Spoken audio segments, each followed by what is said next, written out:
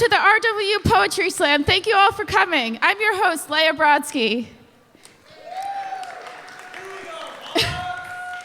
Poetry Slam started in November 1984 at the Get Me High Lounge in Chicago. We started our own slam at RW in the fall of 2009. Our sponsors are Dean Scheidberg, Student Programs and Leadership, Provost Shea, ACP, CSAS, Saga, and Vice President John King. We also worked with WQRI, Stage Crew, and IT to set this event up. Fem Society and FEMRIC and MSU are upstairs. They have fundraisers, bake sales, and stuff like that, selling t-shirts. So grab something to eat during intermission, but please be respectful during the poems. All of our poets will be judged by 7 RW celebrity judges, which include both professors, staff, and students. They are pretty cool people. They are Professor Christina Rawls, Pamela Rochette, Sydney Dawson, Takara Roderick, Noel Cravero, Lila Say, and Dr. Christian Pulver. Professor Christina Rawls is a philosophy professor. Our next judge is Pamela Rochette. She's a senior majoring in history and legal studies. Sydney Dawson is a senior, and she's a psychology and music double major. And on the other side, we have Takara Roderick is the interim assistant director of multicultural student initiatives here at RWU. Noel Cravero is a sophomore and psychology major and American Studies double major with a Chinese minor. Lila Say is a freshman in public health French double major, and Dr. Christian Pulver is a professor of writing studies. And we have 14 amazing poets competing here tonight.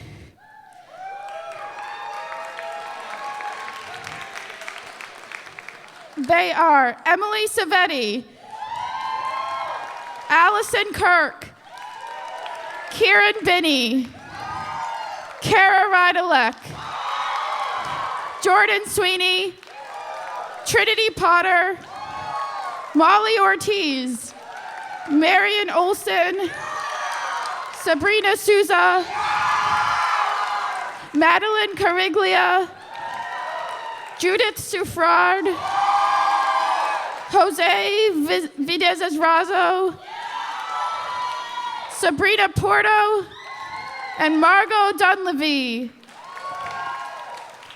Here's a quick overview of how the judges will score the poets. Judging is based on 60% content and poetic structure, and 40% is based on performance and delivery. It's good to keep in mind that for some of these poets, it will be their first time slamming in front of an audience. Judges will score poets on a scale between 0 through 10, which might include half points, 8.5, 7.5, etc. The judges have been told to award a 10 for a poem that changes their life. The highest and lowest scores are thrown out and the rest are added together to give a total score. Our scorekeeper tonight is Senior Liam Moore.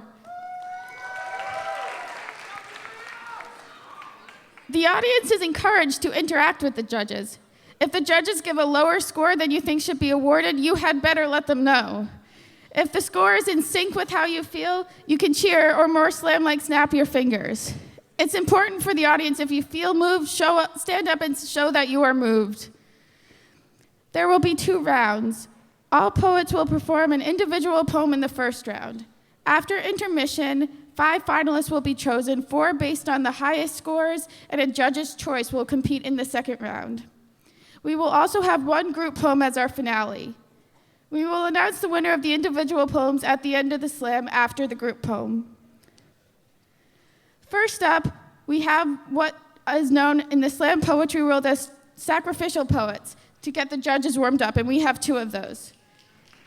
Please welcome a first-timer, Emily Savetti.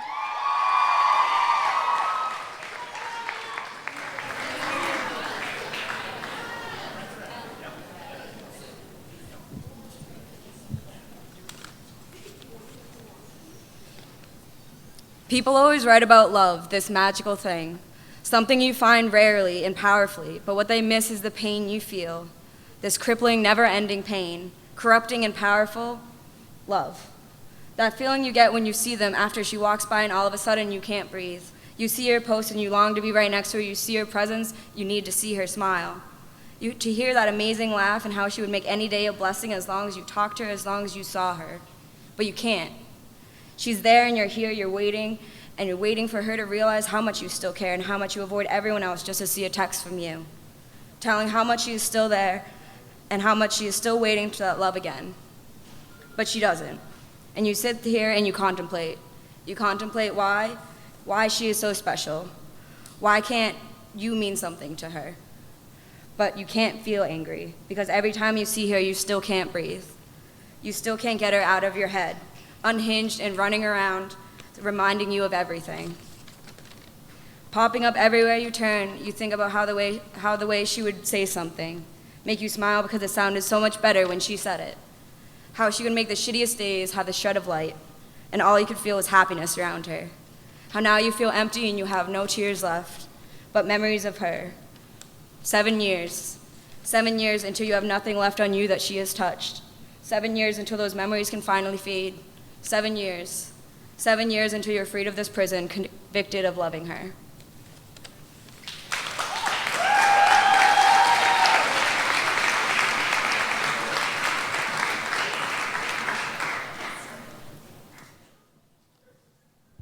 Emily Savetti, everyone. Are our judges ready with scores? No. Okay.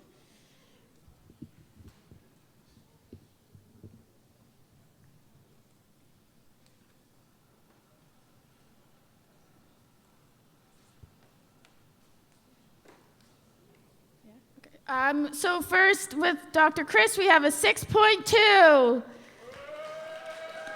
Pamela has a 6. Sydney Dawson is 6. 7 from Takara, 6.5 from Noelle, 7.5 from Lila, and 7 from Christian. That's a total score of 32.7. Up next, we have another first-timer, Allison Kirk.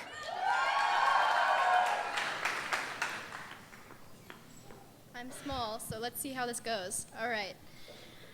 I'm the black sheep of my family. Let me reiterate. I am the gay black sheep of my family. You know the saying, right? The gay black sheep knows what homophobia is because, obviously, it's a fucking gay sheep. Wool is supposed to be resilient to fire, but my puffy gray cloud of material is singeing. Homophobia feels scalding even against resilience. My mom always insists I'm human before I'm gay. My twin told me if you were a lesbian, I'd never talk to you again. The truth came out, I came out. His promise was true. I brought up the issue. They commit to his defense, pretending he wasn't a bigot. My feelings felt like a spigot being flushed away down the drain with nothing to gain. At least not for me, because in 2019 you can be a homophobe, but also a human first. In 2019, you can shun your twin for being gay and face no repercussions. I mean, Jesus Christ, at this point, I'd rather have a concussion instead of having these discussions that are supposed to be redundant, but all I fucking feel is judgment. Recklessness without the intent of regret while I'm the one harboring all the emotional debt. Remembering the years and memories of a little girl who crept in her brother's room to play Nintendo games until passing out. Remembering snowball fights and laughter. Remembering how it was like before I came out. There was happiness while I was suffocating under a lie, staring at my ceiling one night, trying not to cry. I didn't like to pretend. Coming out was supposed to help me ascend, but I wore new shackles this time, heavier, pinching at my skin and locked, but I was never shocked. That didn't mean I understood their perspectives. I knew their thinking was defective, but the thing is, it's repetitive. It's been slammed into my head since I was a child. My brain feels like mush being crushed into sexual desires or stereotypes, being destroyed from isolation, shame, and gaslighting. But let's be honest. Fuck that. I'm ready to fight. My bluntness will serve as a tool. With that being said, to every relative at a family gathering, stop asking me if I have a boyfriend. I've been out of the closet for years. To every straight girl with a God complex, I won't develop a crush on you because quite frankly, I don't even want to be your friend. To every guy who asks for a threesome with me and their lesbian friend, gross. To the student that asked for scientific proof that gay people were real, To my dad, no, it's not a phase, and I will not find the right man. To my mom, it wasn't a misunderstanding, my twin shunned me. And to my twin, I don't give a fuck if you hate me. Homophobia still burns me to my core, feeling the gore seep out into my dismay, but not anymore. My internal monologue is becoming the burn ointment, and my aloe vera covered thoughts are dripping down, healing ugly burns into scrapes. My wool is the gay fabric stitched into my life. My wool is resilient to flames more than ever before, and I am no longer a black sheep. From now on, I am a burning sheep. Flames will flicker around my wool without burning it. They will become part of my shield, part of my fabric. Hot words and actions won't burn me anymore. Nobody can.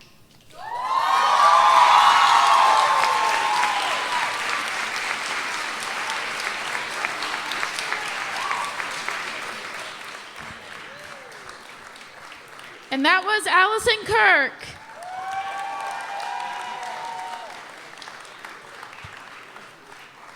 All right, now for our scores. An 8 from Dr. Chris. An 8 from Pamela. An 8.9 from Sydney. An 8.5 from Takara. A 9 from Noelle. An 8.6 from Lila. And a 7.8 from Christian.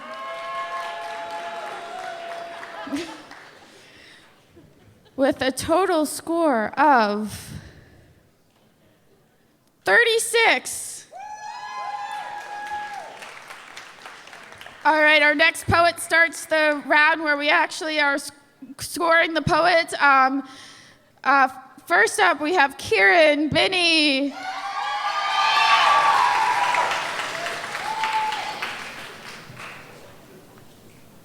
Okay, is this working? Okay, cool. I don't know how microphones work. It should be the official motto of the American Psychological Association. Healing isn't linear. You hear it from your high school guidance counselor and in locked-word group therapy and from every concerned professional in between, and it means setbacks aren't the end of the world. It means setbacks will happen. It means the twisted irrationalities of my brain will never truly go away. It means there is hope. Healing isn't linear means that life just keeps pulling away the tablecloth, and my job is to be the magician that keeps the glasses upright. And it means there are days where everything collapses into gleaming broken shards, and I have to hold them all in my hands and try to hide the bleeding because given how long I've been in therapy, I'm supposed to have this under control. It means my body always has been and always will be an ecosystem of anxiety, that I've become so accustomed to the insects crawling beneath my skin that I no longer notice all their tiny wings that are the source of the restlessness and the shaking, and this is me on a good day, which means that on the bad days, all the familiar fears are chewing at the inside of my chest, threatening to break through the surface of my skin, and there are days where they do, where one way or another I have to tear myself open because what I'm feeling can no longer be contained.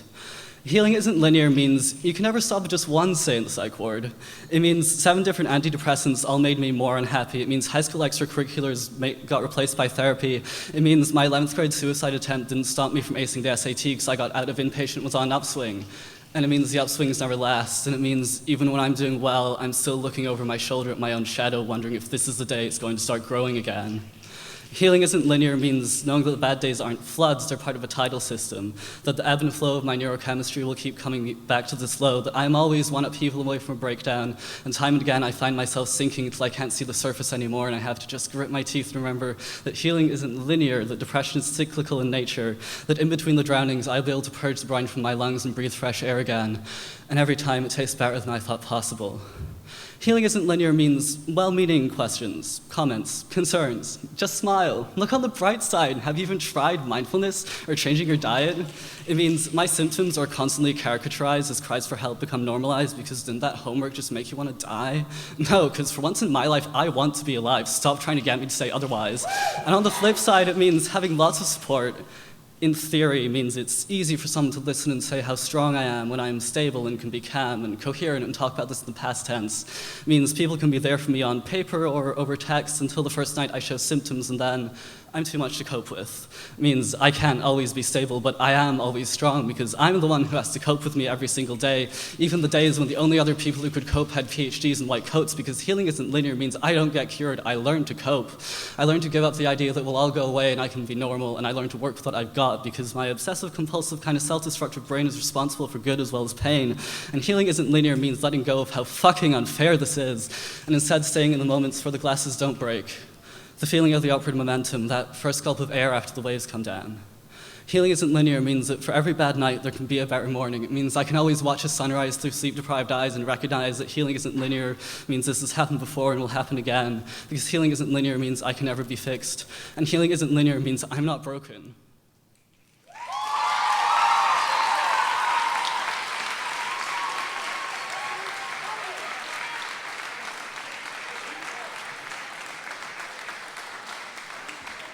Kieran Biddy, everyone.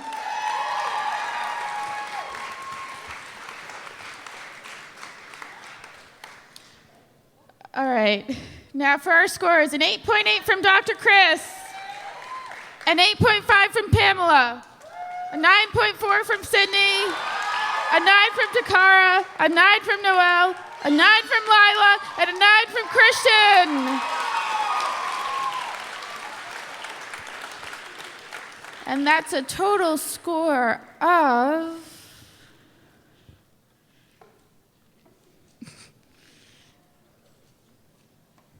we're getting there.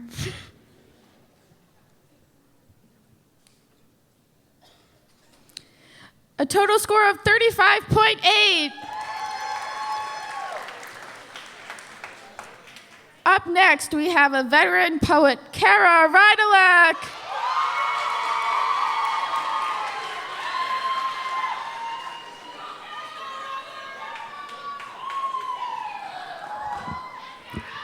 Testing. To all the people and things that make me mad, starting with number 1 being bitches who call their man's dad, games without ads, people who put food back in the fridge knowing it's bad, and people who aren't appreciative of the things they have too, people who give me unsolicited life advice, do something I've already nicely asked them not to twice, when Commons doesn't have Captain Crunch so I eat Cocoa Puffs to suffice, 3, when my phone decides to shit the bed at 20%, or when I look in my bank account and whoops, it's all spent. People who think it's funny to bully and torment those who think they're above asking for consent. 4, when I'm 1 minute late to the shuttle, or my inability to be subtle, a rainy day and I forgot my jacket, or when I'm trying to go to bed at grandma hours and people are making a racket, mistaking hot sauce for ketchup packets. 5, 2 words, bridge traffic, even worse, shirts without graphics. 6, unmatched socks. And people who don't actually listen, they're just waiting for their next chance to talk. Let me check for you, it's 1/2 self-centered o'clock. 7, people who aren't you, claiming to know what's best, spewing out life restrictions and all the proper ways to act, sliding off their tongue like reciting the alphabet. 8, professors who don't actually teach, they just preach about their class is so easy. Or when I can't tell if it's eating or not, that's the cause of making my stomach queasy. 9, the feeling that no one will understand what you're going through, or when holding the door open for someone who doesn't say thank you, when no good songs are on cue, stepping in mud with shoes that are new, and worst of all, when people are telling me I'm at a 10 and need to bring it to a 2. 10, people who say pecan instead of pecan, Kim, Khloe, and the other one, Kardashian super fans, having the world's shortest attention span. 11, daylight saving times and words that don't rhyme, people who like glitter hairspray with People who like to litter hairspray with glitter, those who in life doesn't go their way get bitter. 12, when the government decides to put things on my Instagram feed I just said, spilling water all over my bed, existential dread, the end slices of bread. Lucky number 13, doctors who think it's okay to break the patient's confidentiality, those who try and tell you your degree of mentality, people who think they can change, choose, or assume your sexuality. 14, ignorant people who don't realize they probably should have stopped talking about 2 minutes ago, finally realizing it's time to let go. Random objects that decide to stick out, causing me to stub my toe. People who walk slow, those who say I know although they don't know. So, and just in case you happen to be curious, this is just the tip of the iceberg of things that make me curious. If you're one of those people, please do us all a favor and get your reality checked. Signed, Kara Rydalek.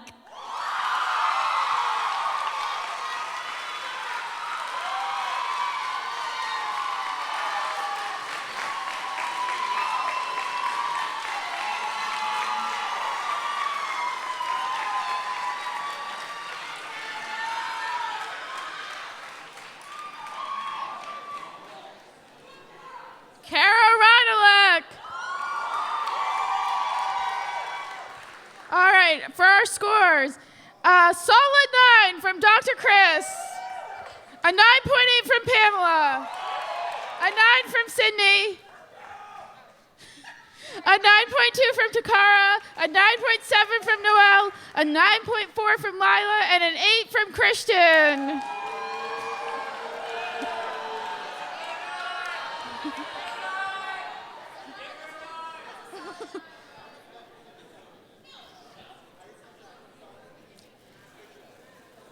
And our total score is a 46.3.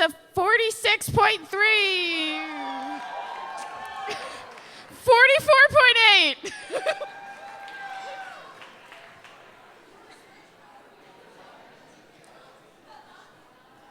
Forgot to introduce the next person. Okay, we have first timer Jordan Sweeney.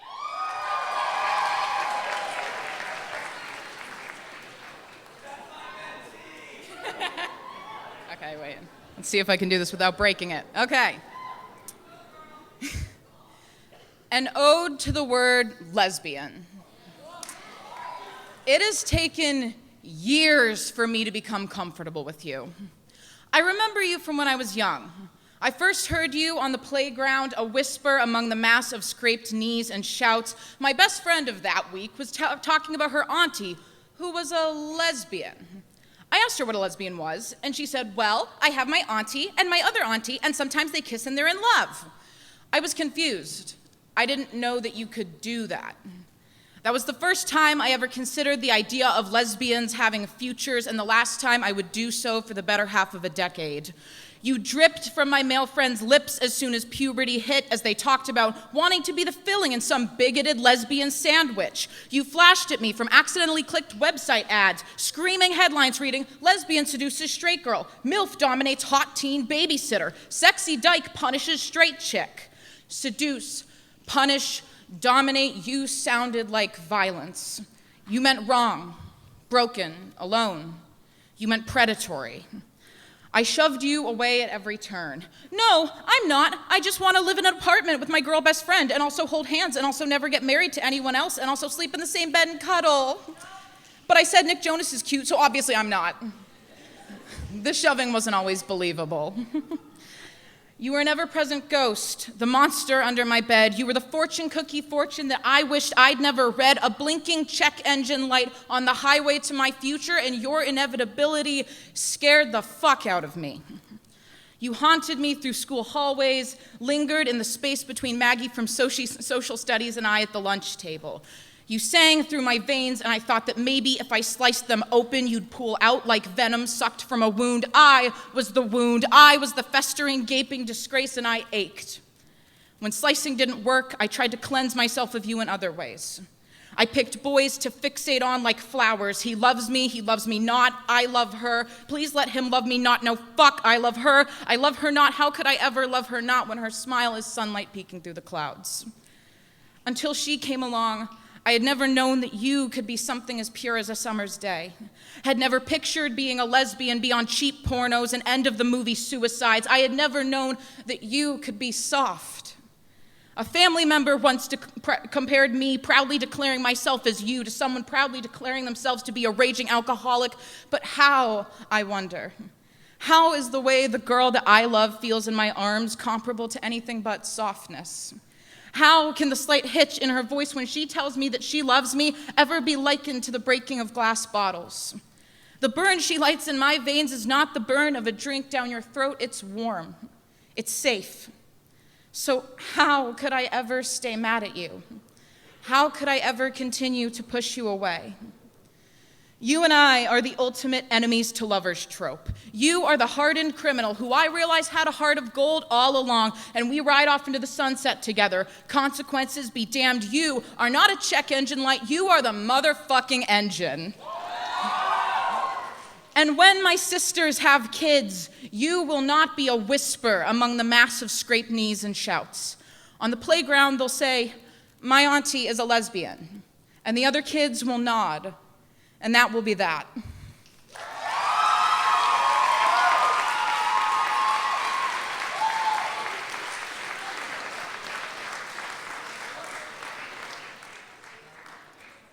Jordan Sweeney, everyone. All right, for our scores, we have a 7 from Dr. Chris, a 6.8 from Pamela, a 7.6 from Sydney, a 7.5 from Takara, an 8 from Noelle, a 7.5 from Lila, and an 8 from Christian.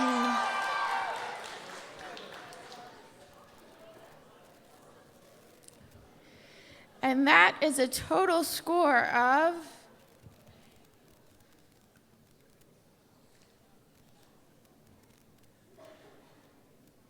37.7. All right, up next we have another first timer, Trinity Potter.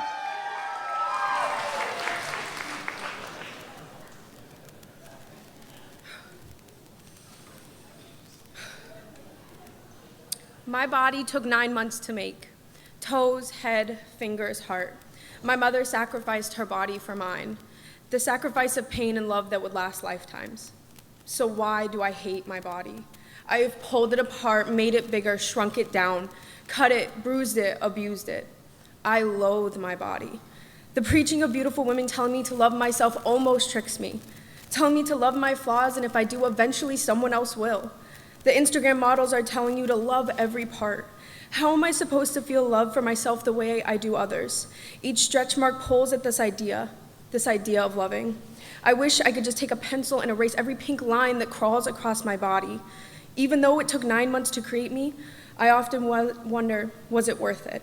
Every single bad thought, every mirror reflection, passing by each store window and avoiding eye contact. How am I supposed to love myself? The weight loss videos and 10-day challenges bring me back to my empty plate and gagging. My best friend saying I can borrow one of her shirts. How could she even think to let me borrow one of her size small shirts?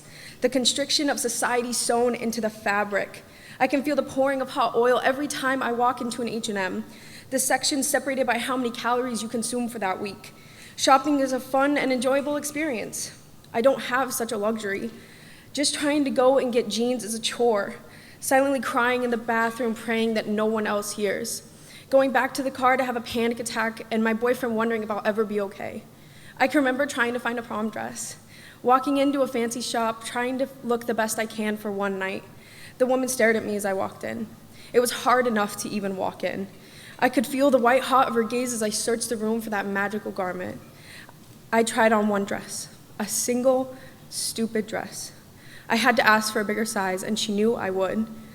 As she's feeling her way around the store, I can hear her throat bubble. Words pour out of her mouth like a rehearsed song. We don't carry your size here. It's not like I don't hear the murmurs in stores or feel the disapproving looks from people on the street as I wear a sweatshirt in June. It's not like I don't hear what people are saying. All the quiet whispers said in corners of parties are the ones that haunt our memories. Honey, don't call yourself fat. You're beautiful. I would like to make something clear. I am both. I am so much more than what you see, because you cannot see an accurate description of the pain and happiness that I have experienced in my life. The number in my jeans does not show how many miles I had to travel to be here. The size of my shirt does not show the worth of my character. I just want people to understand something. I'm not here for fame. I'm not here fishing for compliments. I'm here looking for acceptance.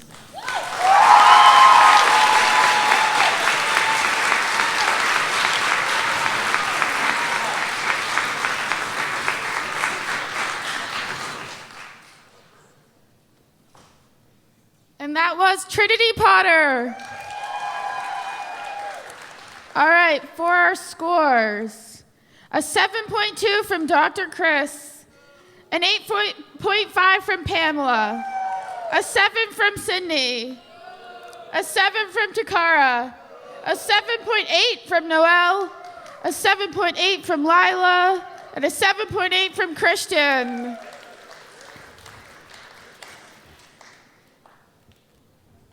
And that is a total score of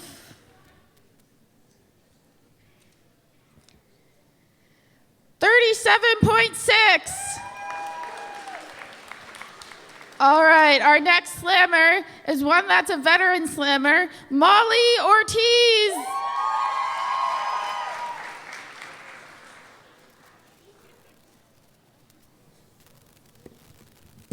Hello. Yo, fuck the justice system, the cesspool of corruption that breeds inequality like mosquitoes in a bird bath, sending ripples across society, black bodies bleeding red so greedy governments can get more green. Women waving white flags, preferring an orange jumpsuit to the purple bruises they'd grown so used to. Lower class workers choking on their blue collars, suffering to support the rise of the black suits. And let's not forget the boys in blue. More power to ya. But that's the issue, isn't it? Too much power leading to abuse, discretion becoming aggression, a weapon for oppression, racism, classism, sexism, just 3 of the isms that infect the institution that keeps producing prisoners like Catholic rabbits, serving sentences like they were sandwiches, mass producing BL guilties, discrimination en masse, mass incarceration, ruining lives as easily as it takes them. How many lives have been lost? Women lost to the system, trapped in abusive relationships, treated like property, a prisoner in a cycle until they either snap or get snapped, because the system couldn't get involved. May the blood she spills forever stain your hands. How many futures have been fucked?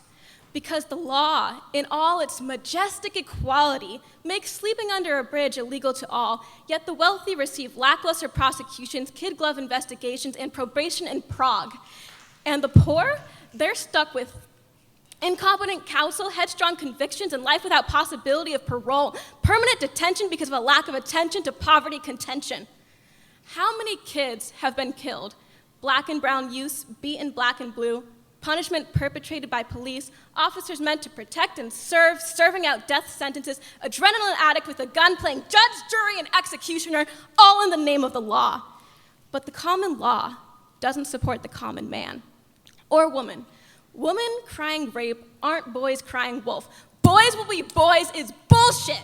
Rewarding toxic masculinity, reinforcing an aggressive man as a righteous one and an aggressive woman as a bitch.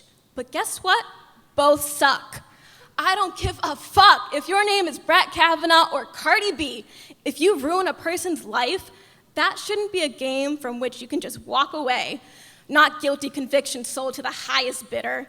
Too often, these cases slip through the cracks because our justice system, all our esteemed judges and lawyers, are scared of the rich and powerful because they are a puppet with a 1%er's hand shoved so far up their ass that they've gone blind, leaving the powerless behind in the dust, bruised bodies face down, crying out, "Stop! I can't breathe! I can't breathe! I can't!" Lives taken by a system meant to protect them. What is one to do when justice goes askew? When criminal justice turns criminal? Who judges the judge who judges wrong? The sentence too quick? The verdict too strong? Who pays the time for the crime? The person at the wrong place at the wrong time? Or were they the wrong race?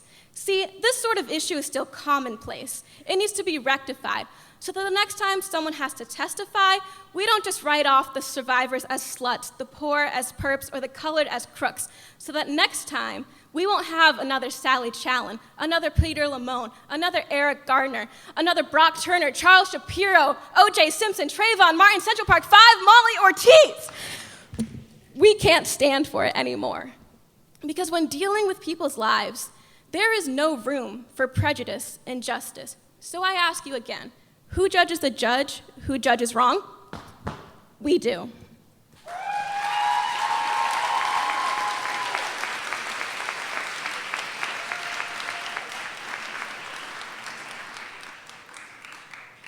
Molly Ortiz.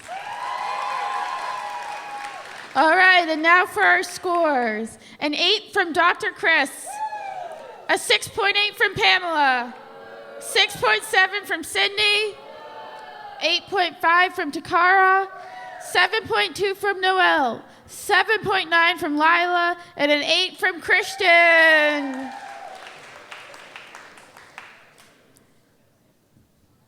And that's a total score of 37.9. Our next poet is a first-timer, Marion Olson.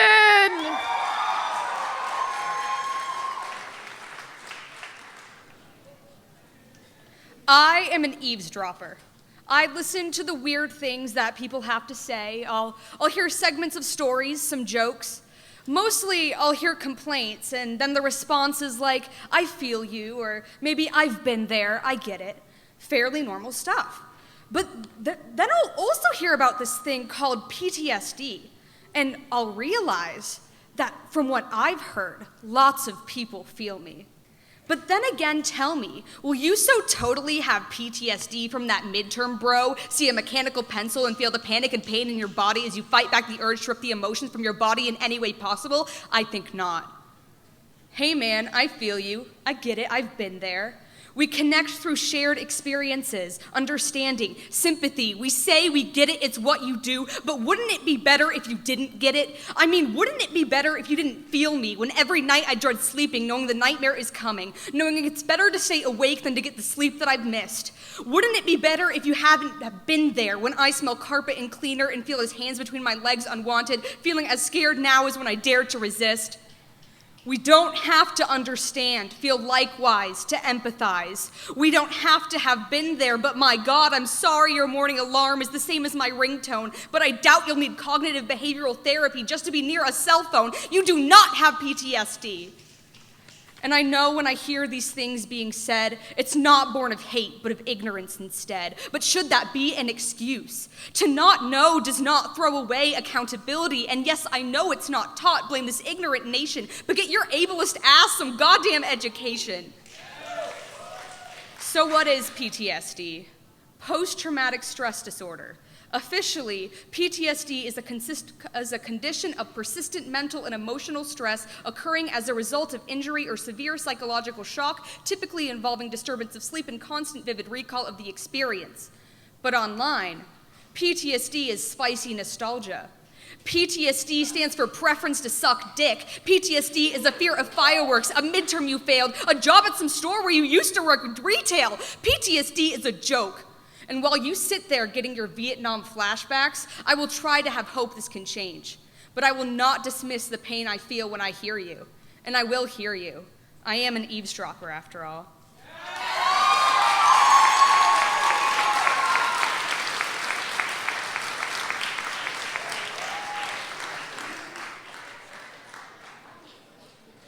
And that was Marion Olson. All right, for our scores, we have a 6.9 from Dr. Chris, 6.8 from Pamela, an 8.9 from Sydney, an 8 from Takara, 7.5 from Noelle, an 8.7 from Lila, and a 7.5 from Christian. And that is a total score of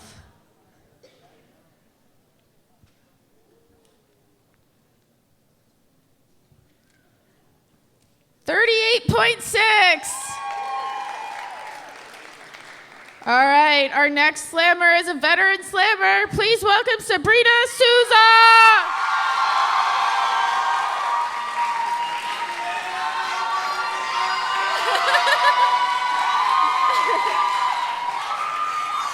Oh, God. Hi, everyone. To the girl who says she's just not into politics, God, I could wish I could be so brave to say something like that in this political climate, queen. And I say this with the utmost respect. I wish I could be a ditz like you. See, I look up to you, crave what you have, a life where the biggest thing you worry about is how they put whipped cream on your caramel frap. And I hope you don't see this as hate. I just wish I could simplify what goes on in my brain. But I can't. Because you see, everything I do is political. Everything I see lights up the parts of my brain that says that's a bad thing. Which is why I can't catch a fucking break. If I shave, if I take birth control, if I further my education, if I buy real leather, fast fashion, or Chick-fil-A, these things have consequences. Don't you get that? Implications that create a larger picture, an image of a house burning. I just can't sit and pretend that our house isn't on fire. I can't sit with a full glass of water and not try to put it out. When I was younger, I used to say that I wanted to burn down the White House because we needed to start from scratch. And Audre Lorde once said that the master's tools will never dismantle the master's house. So we cannot fight fire with fire, but we cannot fight fire with blindness, with hair flicks and eyeliner, with saying that you just moved to Canada if it ever really got that bad, as if it's already not that bad. I would rather not wait for this administration to come after me to find that I do not have any help, that I have no one left to save me. I can't pretend that I do not see the LGBTQ+ community under fire, but thousands of white women wanting a gay best friend. I can't pretend that I do not see the police brutality, mass incarceration, blatant racism. Can't pretend that I do not see the abortion bans, closings of Planned Parenthoods, and blatant sexism. I cannot pretend I do not see a country in decline. Make America great again? What about us is so great? Our house is on fire and none of us are firefighters and it's been burning for some time. So to the girl who says she just isn't that political, I beg of you to take a look around, because if you refuse to educate, learn, or listen, it will be your head next. And again, I say this with the utmost respect, but not knowing who's running for president isn't a personality trait, and not knowing your basic human rights doesn't make you quirky. So for the love of God, please read a news article or two. And also, by the way, your shoes are really cute.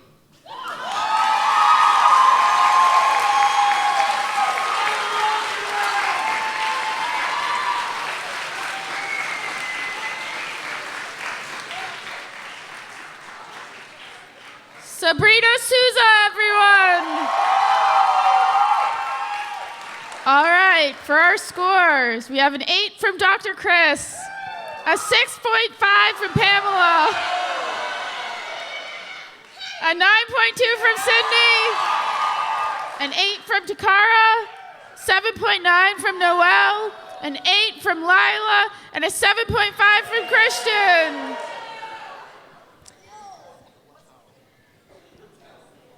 And that is a total score of 39.4. All right, now we have another first timer. Please welcome Madeline Cariglia.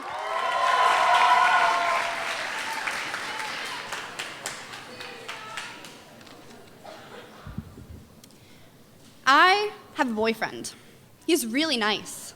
He's smart and tall and handsome, and he lives about 40 minutes from here. We go to the same college, and he always makes me smile. He's really good at baseball and cooking, but he can't bake if his life depended on it. And you know, I wish he could have come here with me. He would have loved the music and the lights and everything about this place, and you know, he'd probably even be friends with you. This is what I tell the guy outside of the bar who won't leave me alone. And it's a recited lie. One I've said before in similar situations, and it doesn't deter the hooded human before me who reeks of Hennessy and bad intentions, and honestly, I'm not surprised. 5 catcalls on the 5-minute walk to Dorrance Street from Kennedy Plaza, and I'm wearing a skirt and a tank top, but it shouldn't matter what clothing is on my body, because the persecutor calling my best friend bitch after she ignores his high-pitched dog whistle is wearing sweatpants and a Yankee shirt, and that doesn't stop him from thinking he has a chance with any of us. As an avoidance tactic, another trick I'm rather familiar with, I call my parents once a brick wall is the only thing separating me from the dance floor. And though I don't even really want to dance anymore, I remember that inside might be safer than out here. And my suspicions are confirmed when a passing Uber driver rolls down his window, presses down on the steering wheel, and yells something I can't understand at the crowd of us. He speeds past red lights and bruises curbs in his haste, and exhaust leaves both the back pipe of his dented Subaru and my mouth. I swear to God, I'm going to end up punching someone tonight. I announce this as if offering up a fight to the universe, and my mom laughs on the other side of the phone. My dad does too, right before he launches into his familiar narrative about how I should relax, that this is what cities are like, especially when it's the weekend and flocks of girls are heading out together in the sketchier part of town. He composes his sentences as if he understands my frustration, but really, he doesn't, because he's talking over me, and he's talking over my mom, and he's talking over my best friend behind me, goosebumps on her skin and unease in her veins as she suddenly considers turning around and going home. I wonder, though not aloud, if my father knows how often his only child has to be the one to comfort her sisters, older and younger and friends and strangers, girls that she's never spoken to before, girls who are drunk with too much vodka and fear and anger for their young bodies. And does he know that boys almost never have to do the same? Do any men know?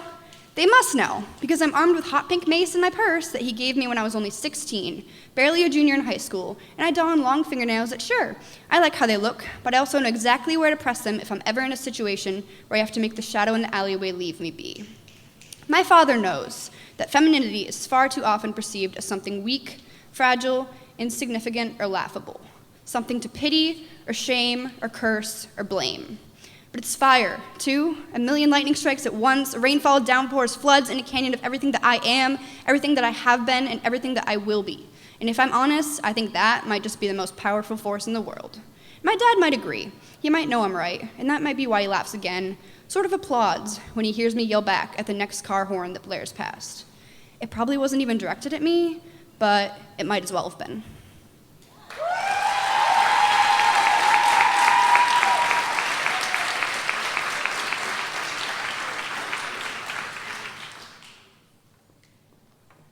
Madeline Cariglia. All right, for our scores, we have an 8.2 from Dr. Chris, 6.7 from Pamela, 6.6 from Sydney, 6.5 from Takara, 7.2 from Noelle, 8.3 from Lila, and a 7 from Christian. And that is a total score of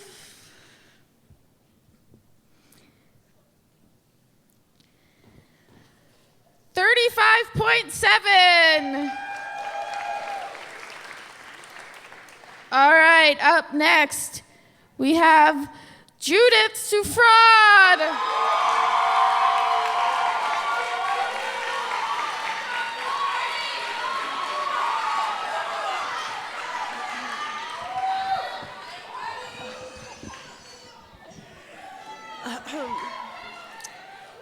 Hello, my name is Judith, and shit is about to get real.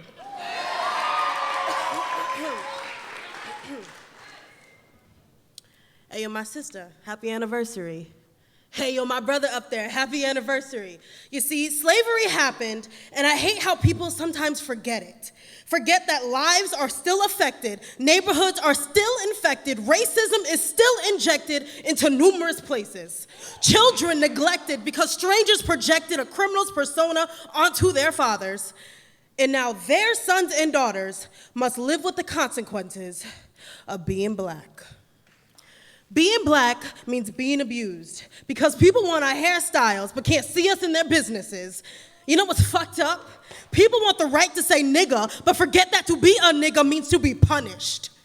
I get to wave it in people's faces, and I get to be angry because these programs and affirmative action doesn't really satisfy me or my needs because there is nothing that could be offered or passed in Congress that could erase or take away the pain that comes with those 400 years. And yes, I must bring it up and ask if it is because too many times do things happen unconsciously, and contrary to popular belief, that shit does indeed faze me.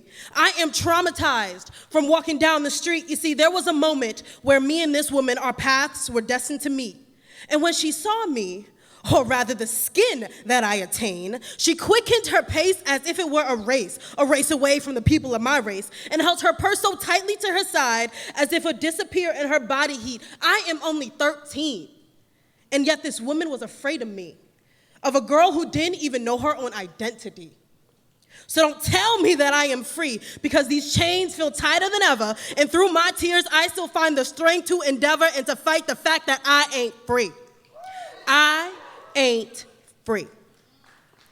I ain't free until school administrators refrain themselves from touching my weave. I ain't free until white educators stop thanking me for being the African-American voice in their 8 to 920. I ain't free until I can find the confidence to tell people when I am hurt or feel disrespected by the things they say and do without the fear of being the stereotypical loud black girl that thinks yelling is the only way to get through to you. I go to a school where professors think it's okay to say nigger for educational purposes. But don't worry, DL, I'll keep it on the DL. I may not be a blood-tight direct daughter of a slave, and there may be an Emancipation Proclamation, but I am not free. I'm not free until I can search something on Pinterest and see a lipstick shade on a skin shade that reminds me of me. Why do I have to keep typing black girl at the end of each search query? Shall I sit down in a classroom where I'm the only girl of color while I hang my head in discomfort and he speaks with dignity? So, as you sit in your predestined throne, which is funded by the cotton picked at the expense of my ancestors' bones, as you count the inheritances that come with your slave owner's family tree, and you think about the difference between living like you and living like me, wish your white counterparts a Merry 2019, and please don't forget to tell your black friends happy anniversary.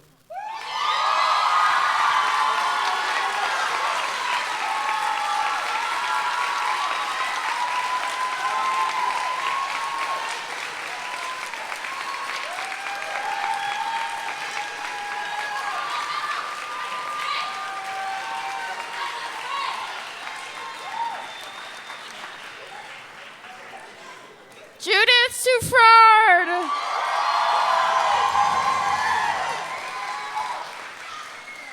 All right, for our scores, we have a 9 from Dr. Chris, 8.3 from Pamela, a 9.8 from Sydney, a 10 from Takara, a 9.5 from Noel, a 9.6 from Lila, and an 8.5 from Christian.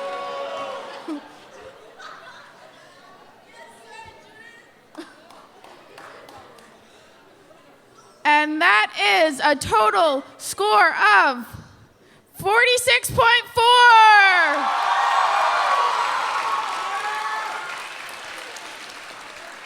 All right, our next poet is a veteran slammer. Please welcome Josue Vides Errazo.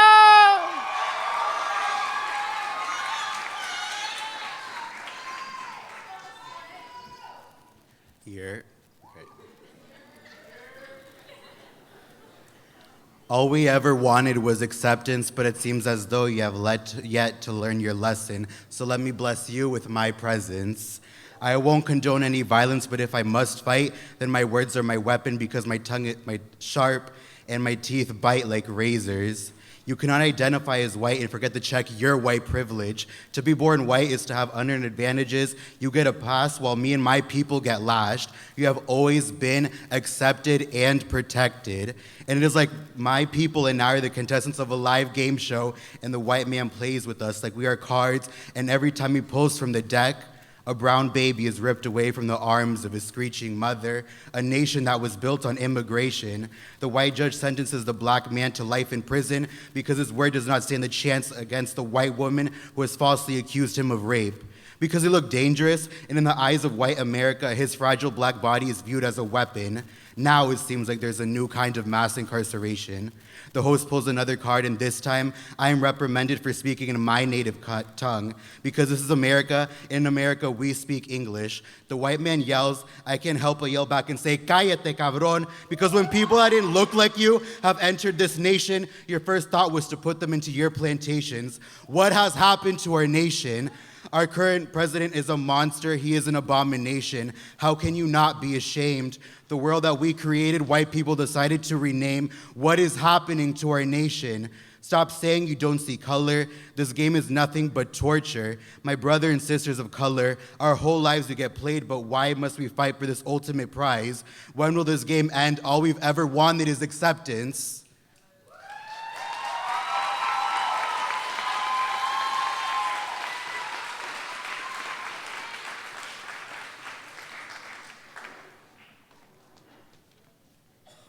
And that was Josue Vides Errazo. All right, for our scores, we have a 7.9 from Dr. Chris, a 6.6 from Pamela, 6.5 from Sydney, an 8 from Takara, an 8 from Noel, an 8.3 from Lila, and an 8 from Christian. And that is a total score of 46.4.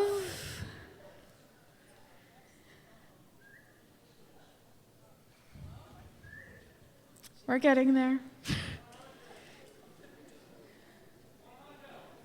38.5! All right. Our next slammer is a first timer. Please welcome Sabrina Porto.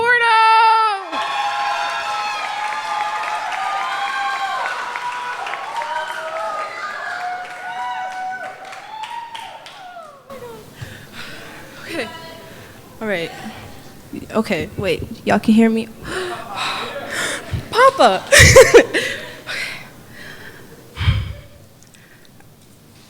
All right. This is called Dis School. Emphasis on the D. All right, can someone help me? Okay.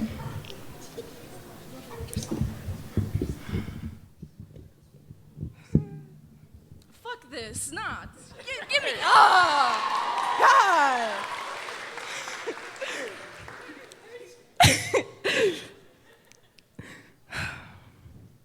I guess y'all don't get it. Let me say it louder for the people in the back. Fuck this school. But not just this school. Fuck Yale, fuck URI, Stanford, Brown, MIT, Villanova, Georgetown, Hofstra. Man, fuck Harvard. My mom always told me I'd go to college. My dad always told me I was going no matter what, because I had to be better. I'd succeed in life as an educated American unlike them. Born poor, struggling, and sometimes starving, I had to be better than them. How do I tell them I'm struggling to be better? Behind my laughs and smiles are angry tears and screams. How do I tell them that the dream of me being this is their dream? When my father walked barefoot from Brazil, did he know I'd end up here? He didn't see any wall, only miles upon miles of ground to cover just to reach the land of opportunity. And my mother, forced to escape her own home, a small island off the coast of Portugal, no toys, no pictures, just memories that haunt her of a better life. Did she know I'd be studying culture among the cultureless, among the vultures who cling for any identity other than their own? Yes, we heard you're Italian. No, don't list out a percentage of how immigrant you are. Nobody cares how tan you can get, Becky, because at the end of the day, you go back to wearing your Martha's Vineyard little ivory gear, talking about how you love vacationing in Cancun and listening to your boyfriend preach Blue Lives Matter. From Chad revving up the Mustang daddy bought him, to swastikas drawn in the bathroom for shits and giggles. What's not to love? The view is always beautiful, and the grass will always be greener here, until it becomes one huge puddle. We'll leave that one out of the tours. Honesty is a virtue, but not here. Passive-aggressive pettiness is the etiquette to follow at this innovative, forward-thinking institution. You know, the one devoted to strengthening society, the one that prides itself for serving the community, the nation, and the world. You talk about core purpose and core values with your core classes, but let me tell you something that lies at your core. Greed, lies, and self-worship. So yeah, fuck this school. But thanks to the financial aid package.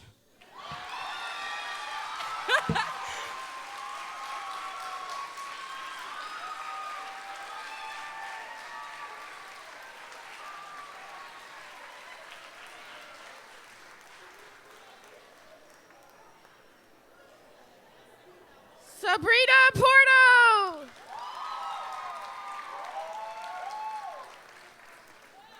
Okay, for our scores, we have a 7.5 from Dr. Chris, 6.8 from Pamela, 7 from Sydney, 7.5 from Takara, an 8 from Noel, a 9.5 from Lila, and a 7.5 from Christian.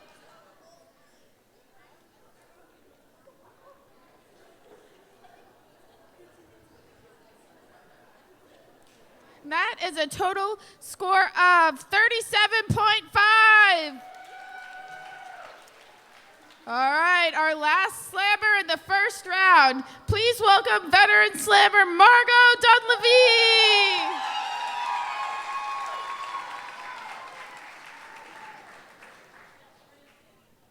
All right. Yeah? Okay. Ever since I was a child, adults would give me options, restrictions, and multiple choice hypotheticals. They said God chose A or B, and that decided who I am now and who I would forever be. They said sexuality was more of an A, B, or C, but also informed me that I was A and that I should be happy.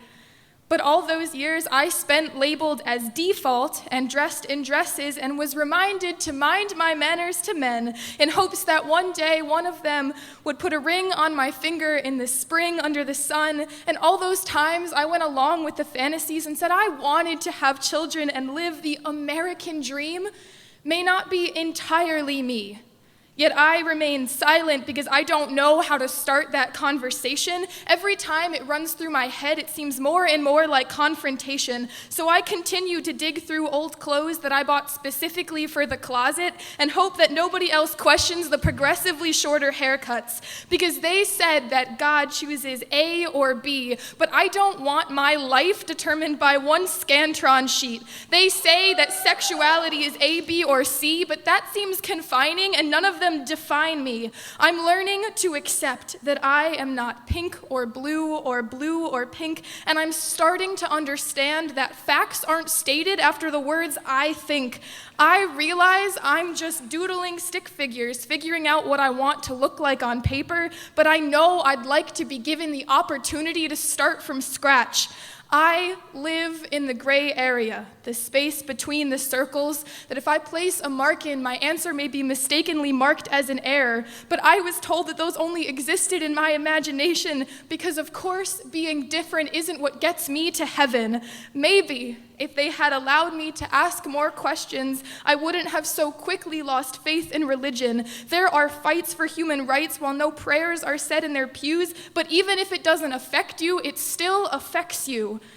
I wish I had taken control earlier and selected D for none of the above or E for I don't give a fuck, and I wish I drew more in the margins. Maybe then I wouldn't find myself stuck feeling like I've lied or I've been lied to because I was never informed that not conforming was something you could do. But I've learned that it is, and I want to continue not being any one thing or putting myself in a box simply because it's less confusing for them if I'm in something they can lock and remember and feel comfortable with when they talk to their friends at church who believe in straight lines. And if I lead to awkward conversations, I'm sorry, but this life is mine. And maybe, just maybe, if they ignore my bubbled-in facts and figures, they'd realize there's more to me than those ill-defined letters.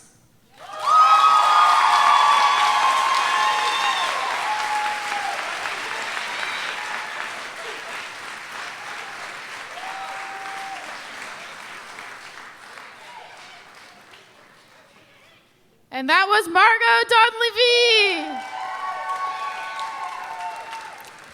All right, for our scores, we have an 8 from Dr. Chris, a 7.2 from Pamela, a 9.8 from Sydney, a 9 from Takara, a 9.2 from Noelle, an 8.9 from Lila, and an 8.5 from Christian.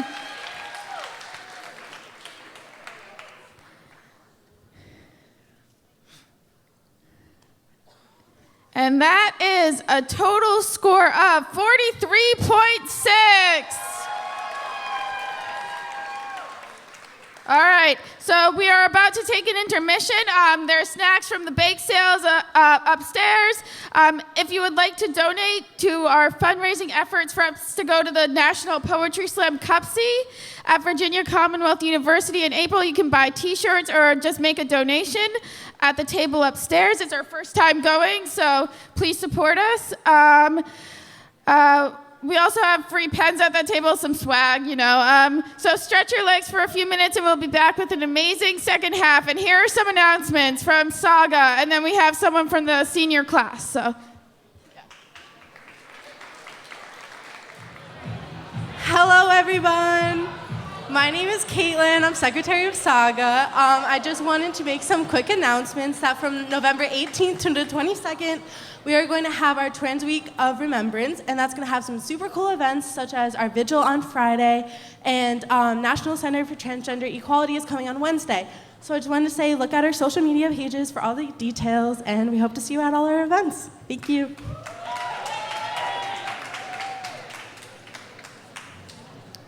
So I'm sorry to have to remind you all, but where are the seniors at? Anyone? Okay, so send in your videos, all of them, freshman year all the way through. The one of you throwing up into the shuttle bus, we know, we've seen it anyway. Send them all in. We have senior video rwu2020@gmail.com. We're putting together a whole video. So send it there, we'll have more information too.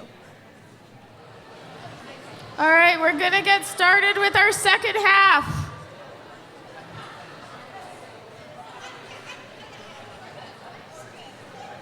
All right, so our poets moving through into the second round are Trinity Potter, Margot Donlevy, Kieran Binney, Kara Rydalek, and Judith Souffrard. All right, so first up, we have Trinity Potter. One minute. 1 second.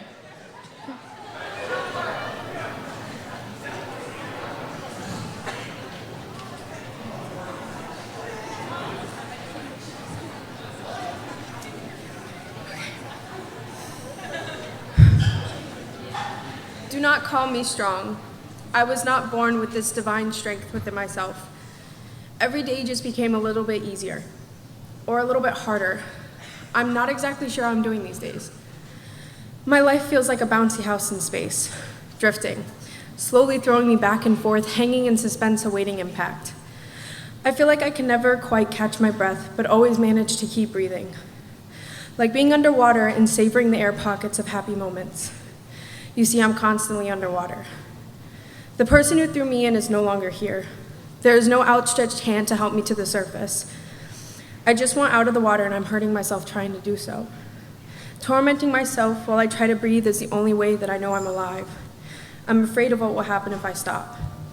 It hurts to keep this up, but what happens when I can no longer feel the water? What happens when I let the water sit still and see my reflection just below the surface? Without the ripples, can I deal with what I see?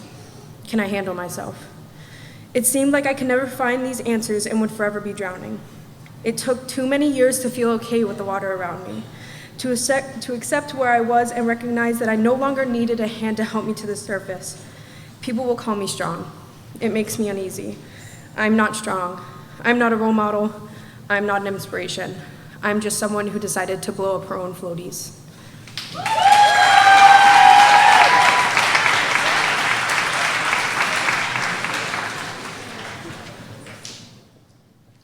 And that was Trinity Potter. All right, for our scores, we have an 8.2 from Dr. Chris, a 6.2 from Pamela, a 6 from Sydney, an 8 from Takara, an 8 from Noelle, an 8.7 from Lila, and a 7.5 from Christian. Oh, no. Okay. Never mind, no final score. Okay. So up next we have Kieran. Wrong order. Margot Donlevy.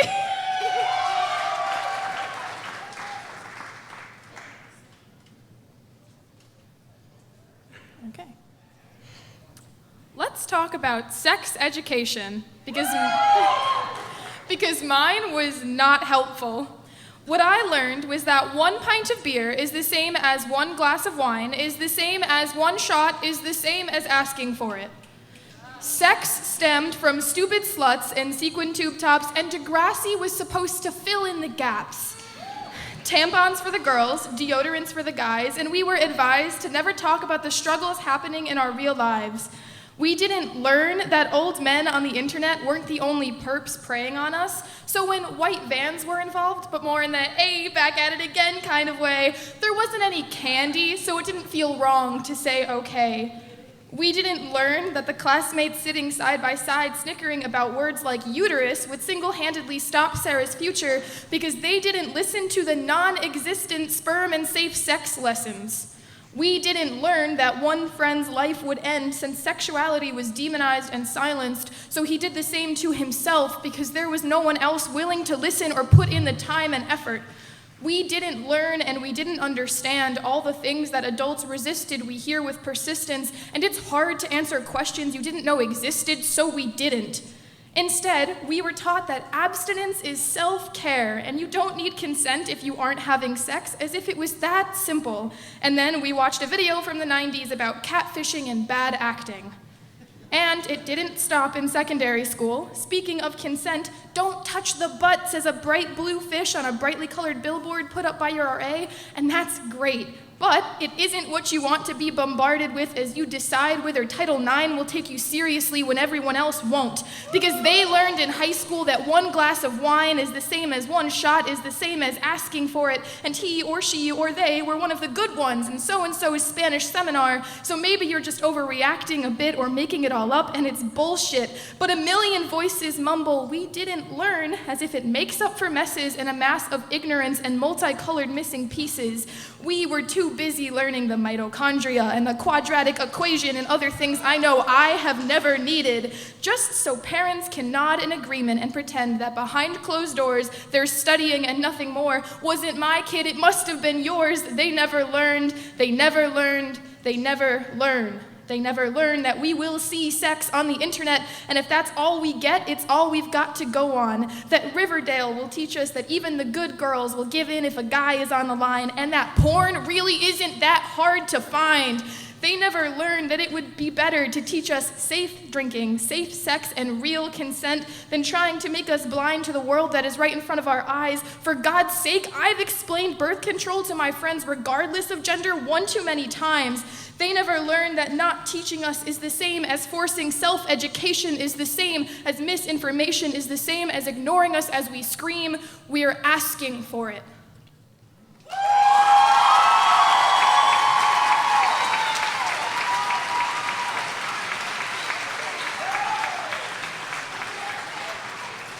And that was Margot Dunleavy.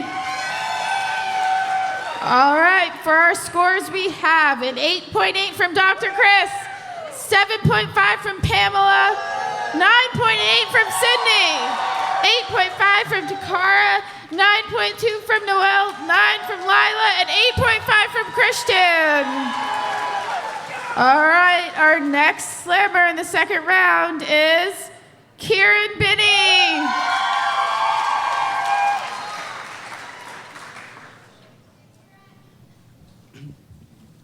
When I was a kid, I read the same fairy tales as everyone else. Knight scales tower, slays dragon, saves damsel. That's how the story always goes, except I was always more interested in the dragon than the straight couple. Because what's more relatable to a baby queer than that flaming, spiked confusion of a creature, kept away in isolation. Kept away in isolation like it might be the last of its kind. I was too young to realize why, but I was learning to see myself in monsters. Something inside me was calling out to the outcasts, the Disney villains who weren't man enough to be mistaken for heroes, the fairy tricksters who come in the night to replace the good children, the lightning-struck lab tests that can only end in tragedy. I saw I had more in common with them than the shining knights who saved the day along with the status quo, and I knew that in order to avoid the wild hunt on every playground, I had to blend in with the townsfolk, and I found that if I stripped out my teeth to show them all how tame my mouth was, they would put down their torches and become accepting. And I could live safely, surrounded by white picket fences. I could turn into a real boy and never stop playing pretend, because that's what we're all supposed to want, right? To be the right kind of different, the rainbow-flavored twist on the fairy tale ending and not a new type of story. To be out and proud, but not too loud. We are supposed to want to fit the narrative. And this is what we're supposed to do, earn our humanity through conformity and believe the ones who tell us that a different shape of cage is the same thing as freedom. So I learned the rules and I followed them.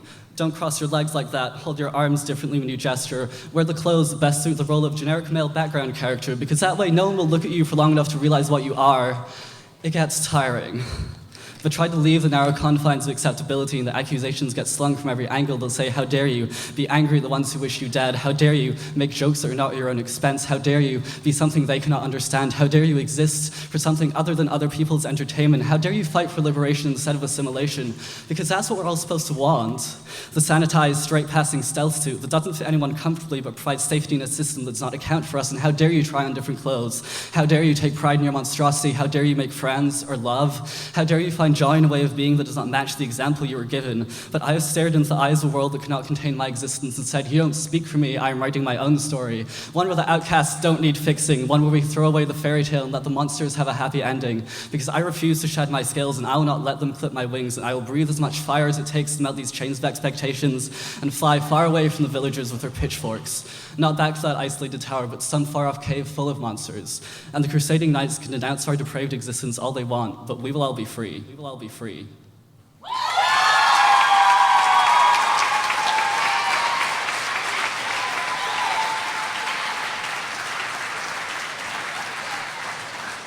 And that was Kira and Benny.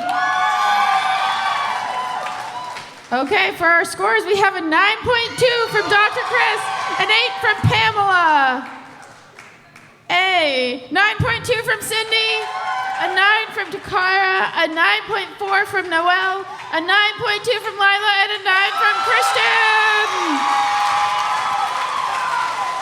All right, our next slammer in the second round. Please welcome Kara Rydalek.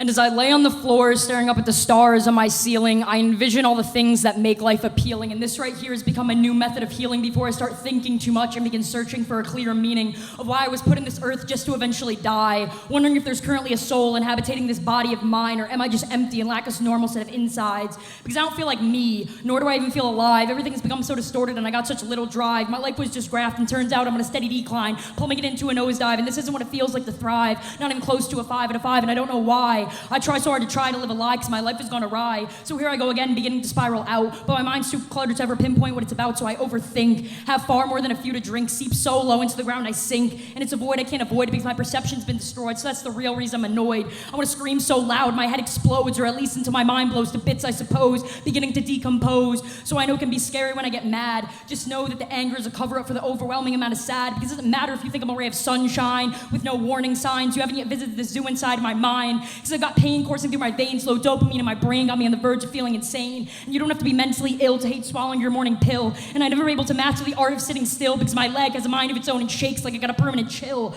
And when I'm medicated, I just feel sedated, even more frustrated and nauseated. I don't want to take it, think I really hate it, because I'm still beyond disassociated. I can't seem to shake or erase these thoughts my brain creates and makes. I feel like a complete waste of space. And the feeling goes like this. It's extremely loud silence with muscles that are tense and a chest so tight with anxiety closely knit, wrapping around my entire body like a tourniquet till I decide to say uncle. And the fact that nothing, and accept the fact that nothing will ever go as I planned. It's not a matter of can't or can. Life just wasn't wired to be fair. This being the reason for why it's so hard to physically breathe in air. When I cry so hard I can barely breathe. Look like I'm bad. Wish I could walk right out of my body and leave.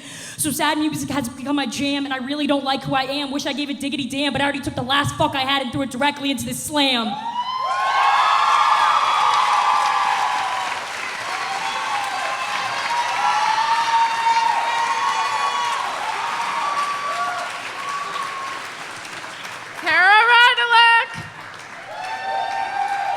All right, for our scores, we have an 8.5 from Dr. Chris, a 9 from Pamela, a 7.8 from Sydney, a 9 from Takara, a 9 from Noelle, a 9.2 from Lila, and an 8.5 from Christian. All right, our last poet in the second round, please welcome Judith Suffrard.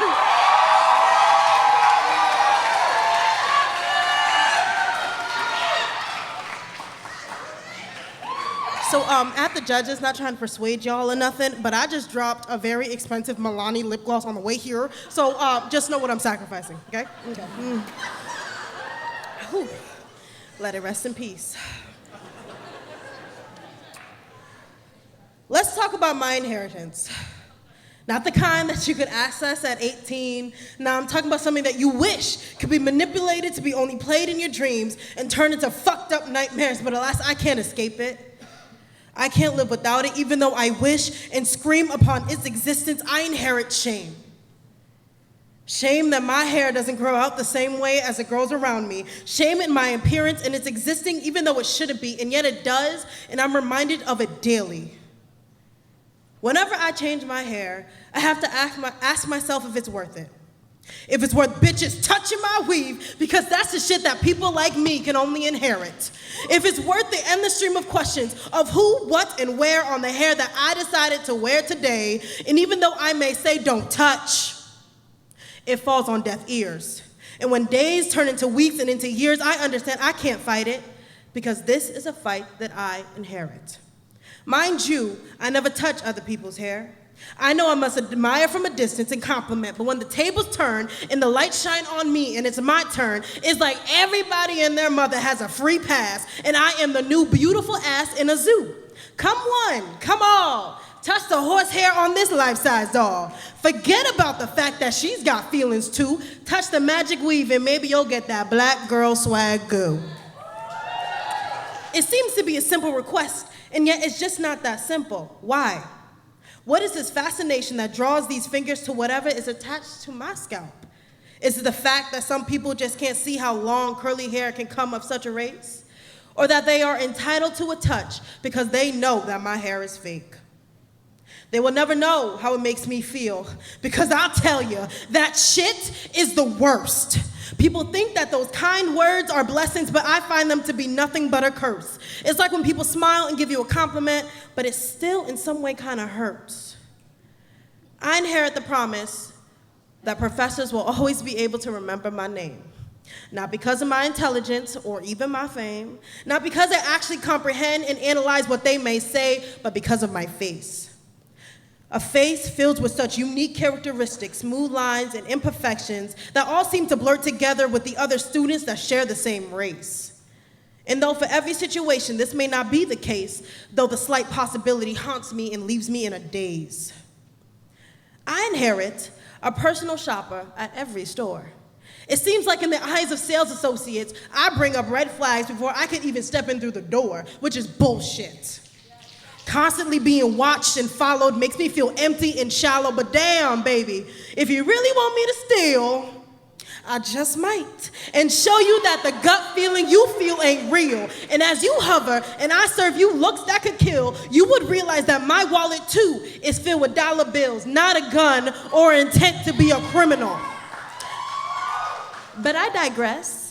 I have a long list of inheritances. Most of them are less words and more experiences, but nonetheless, they are something that I have the proud privilege of passing down to my sons and daughters, whether they want them or not, whether they accept them or not.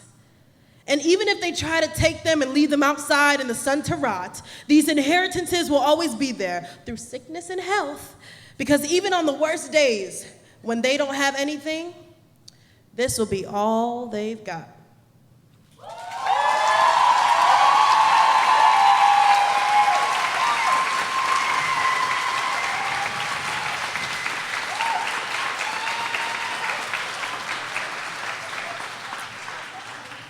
And that was Judith Suffrard. All right, for our scores, we have a 9.5 from Dr. Chris, a 9.8 from Pamela, a 9.8 from me, a 9.8 from Takara, a 9.7 from Noelle, a 9.8 from Lila, and an 8.5 from Christian. All right, so before we have our group poem finale, I have a poem for you guys. It's gonna be hard to follow that, but okay.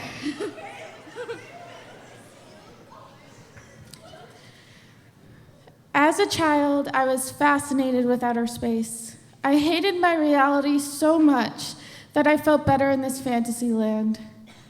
I felt like an alien from Mars because I have a disability.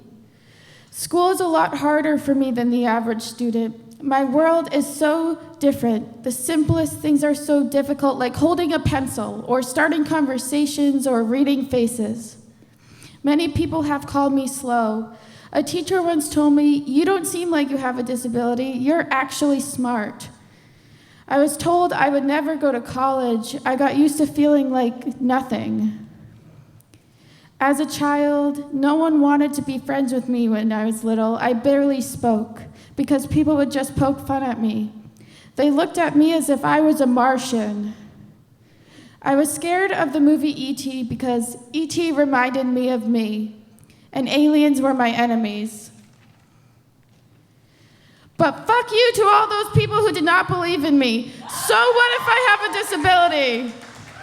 I can create water on Mars that is my mind. I can prove all those people wrong, that I have determination. I no longer need the concept of Mars as a salvation. I do not give up because of your ignorance. Because you were wrong about me, I became strong. Because I met people who also felt alone, we felt alone together. Because of it, this school has become my home. Because of it, now I feel harmonized, not ostracized. I am graduating from college. Most people with the disability I have do not even go. Neil Armstrong was the first person to walk on the moon in 1969. He made history, and that's how I feel about graduating from college with this disability. Now I do not let the disability I have define me. I may have a disability, but it's my ability. All right, so now we're going to set up the group poem mics.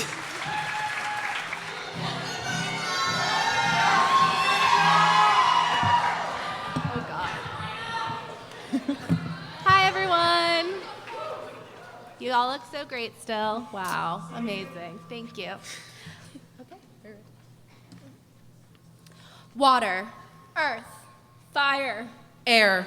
Long ago, the four elements lived in harmony.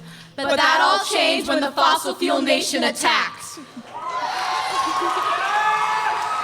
Only the environmentalists, master of all four elements, could stop them. But when the world needed them most, they were silenced. 42 years passed, and society discovered the truth about the Earth, the climate crisis it faces. Although environmentalist knowledge is great, we still have a lot to learn before we're ready to save the world.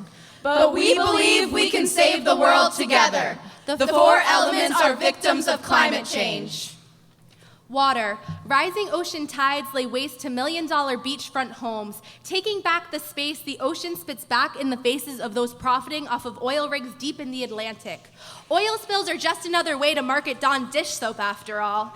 And the dishes in the sink are piling up as the water in the faucet drips brown, plastic bottles delivering promises of clean water, no infrastructure change, eroding pipes giving a funny taste. 5 years of unclean water in Flint, all but forgotten, the news cycle has turned it out of rotation, replaced it with a teenage girl sailing across the ocean, and them smearing her name in her Clean Earth campaign. God forbid we do anything at all. We are drowning. Someone throw a life jacket. Titanic reruns, I guess I'm Jack in this one. No dry land in sight. Earth. Natural gas, frack the earth. Oh, I'm sorry. Was that too honest? Unlike how natural gas would be better than coal, right? People are sick and animals are dying. Dripping ice caps causing devastating earthquakes, amphibians and insects declining at rapid rates. They're supposed to be resilient, but they can't take the heat. Natural gas, more like national pollution, promise big payoffs, but they need to lay off. What do we need? A retribution. Why debate, gas or coal? Fuck that, we need a solution. While we should be putting more pressure on companies, they're putting more pressure on the earth, not understanding or listening to her worth. I'll be dead anyway, so you continue the bloodshed, the future floods, the damages, the travesties of science, forming fake fucking alliances used for encouraging silentness, making us want the reliance, pressing on the indigenous and poor. They're suffering. The smokiness is suffocating, tearing at my throat. Fire. Fire, fire, fire. No, literally, the Amazon is on fucking fire. Leaving the tribes who call it home with nowhere to go, we live in a blistering hell where fear spreads like wildfire, blazing a trail into the stars. The ozone that once protected us like a warm blanket, now threatening to cook us in the oven, and the timer's ticking. I'm tired of the deniers ignoring the fires because they're the ones holding the lighters. Pulling the trigger, triggering our own extinction. Between global warming and genocide, there is no distinction. Rising temperatures and rising tides give birth to rising fire, volcanoes escaping their icy prisons, ready to rain down destruction. Pompeii in the modern day. And I don't know how I'm going to be an optimist about this, as the ashes of our creation ascend into the air. Air.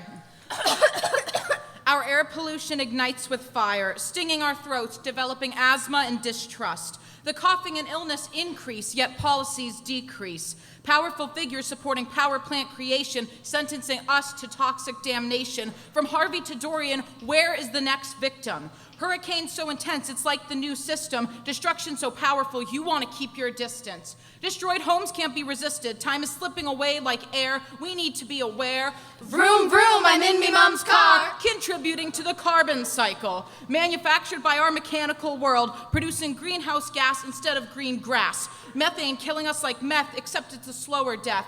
Dying with every breath, but who cares? It's just the air, only the fucking stuff we breathe, right?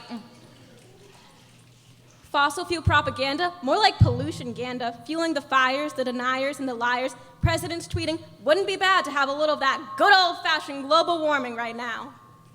The Koch brothers laughing as coins slip out of their mouths. Fool's gold full of metal lies and political schemes, from anti-protester bills to think tanks funded by Heartland, plunging the knife deeper into Mother Nature's heart. You have lied to us, and you continue to lie to us. You are trying to beat Mother Earth into submission, and she is fighting back, sending typhoons, volcanoes, and earthquakes. Oh my! You're taking her down and taking everyone down with you. But sugar, we're going down swinging. We won't be silenced anymore. With icy words and fiery passion, hear us now, our call to action. With both feet on the ground, standing proud, we'll scream to the sky, do not let our planet die. As Uncle Ira once said, you have come to the crossroads of your destiny. It is time for you to choose. It is time for you to choose good. Let's work together.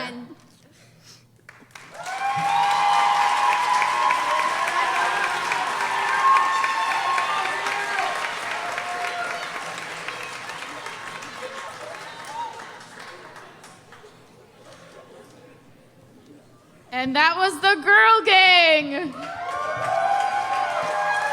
All right, so now we're going to announce our winners.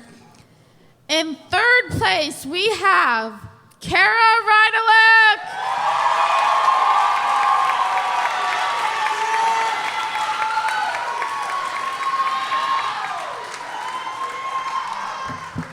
In second place, we have Kieran Biddy.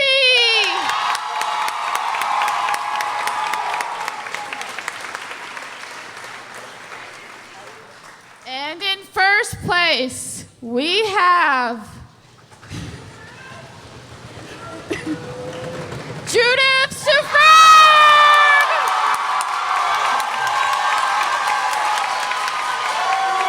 Choo, choo, choo, choo, choo, choo, choo, choo.